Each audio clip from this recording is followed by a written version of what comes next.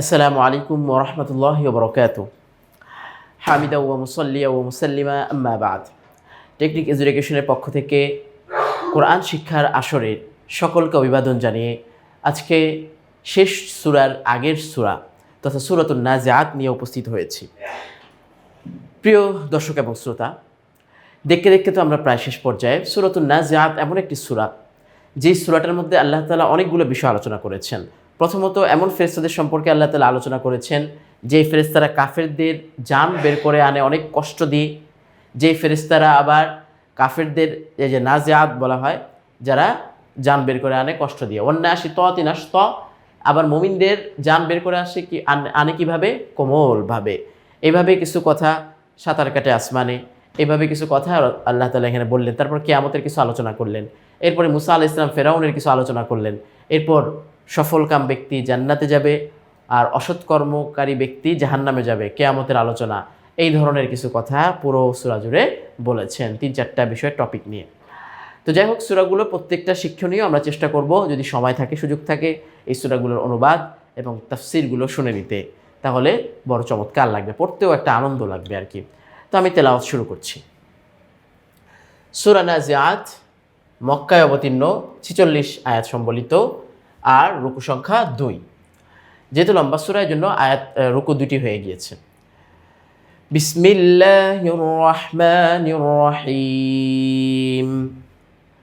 ওয়ান্নাজিআতি গরকা ওয়ান্নাজিআতি গরকা ওয়ান্নাশিতাতি নাশতা ওয়ান্নাশিতাতি নাশতা والسابحات سبحا والسابحات سبحا فالسابقات سبقا فالسابقات سبقا فالمدبرات أمرا فالمدبرات أمرا يوم ترجف الراجفة يوم ترجف الراجفة تتبعها الرادفة تتبعها الرادفة قلوب يومئذ واجفة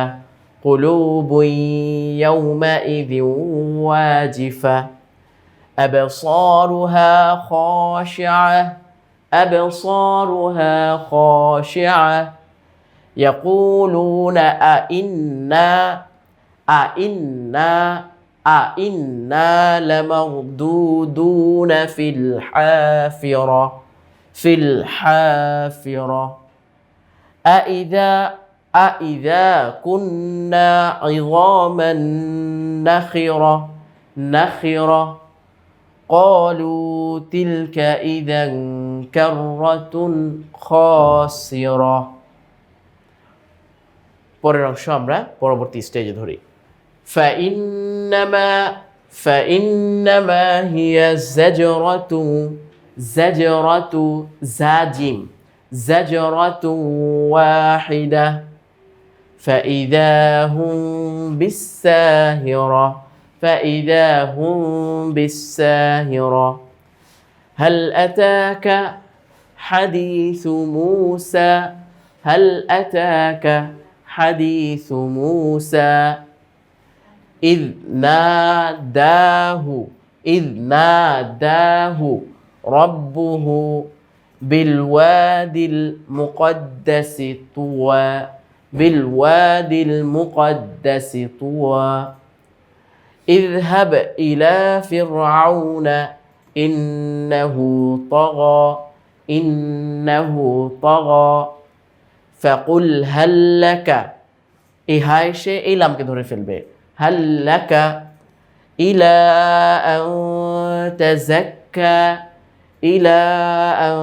تزكى وأهديك إلى ربك فتخشى وأهديك إلى ربك فتخشى فأراه الآية الكبرى فأراه الآية الكبرى فكذب وعصى فكذب وعصى ثم أدبر يسعى ثم أدبر يسعى فحشر فنادى فحشر فنادى فقال أنا এই আনাতে কিন্তু টান হবে না فقال أنا ربكم الأعلى ربكم الأعلى فأخذه الله نكال الآخرة والأولى فأخذه الله نكال الآخرة والأولى পরে আমরা আরো সুন্দর করে ধরছি إن في ذلك لعبرة لمن يخشى لمن يخشى أأنتم أشد خلقا أم السماء بناها অথবা দুটো মিলিয়ে أأنتم أشد خلقا أم السماء بناها رفع سمكها فسواها رفع سمكها فسواها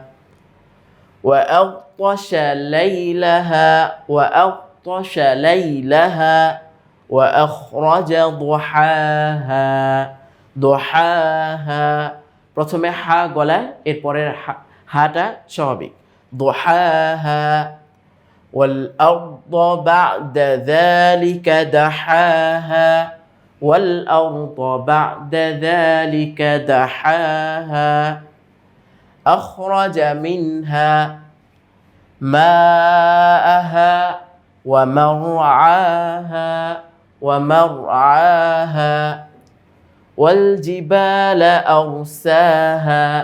والجبال أرساها متاعا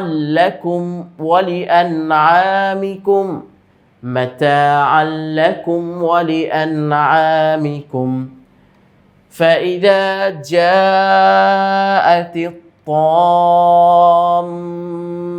الكبرى আবার পড়ছি فإذا جاءت الطامة الكبرى يوم يتذكر الإنسان ما سعى يوم يتذكر الإنسان ما سعى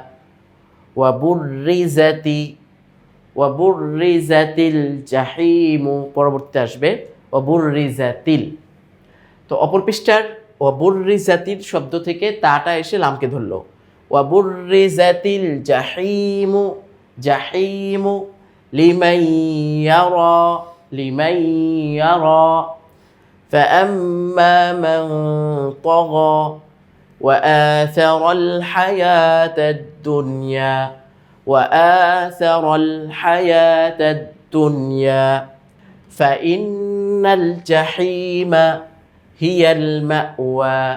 فإن الجحيم هي المأوى وأما من خاف তো এখানে নুন সাকিনের গুণনা করিনি কেন নুন সাকিনের পরে খ যেটা ইজহারের হরফ মান খাফা মাকাম রাব্বিহি ওয়া নাহান নাফসা আনিল হাওয়া আবার وأما من خاف مقام ربه ونهى النفس عن الهوى তো এখানে একটা লাম আলিফ আর একটা আলিফ থাকবে কিন্তু এটা আসলে পেন্ডিংয়ের কারণে আসেনি ওয়ানাহান নাফসা এইভাবে فإن الجنة هي المأوى يسألونك عن الساعة أيان مرساها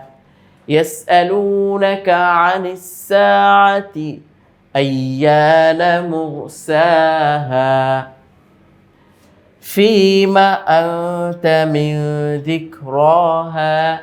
فيما أنت من ذكراها إلى ربك منتهاها إلى ربك منتهاها إنما أنت منذر من يخشاها إنما أنت منذر من يخشاها كأنهم يوم يرونها لم يلبثوا إلا عشية أو ضحاها كأنهم يوم يرونها لم يلبثوا إلا عشية أو ضحاها صدق الله العظيم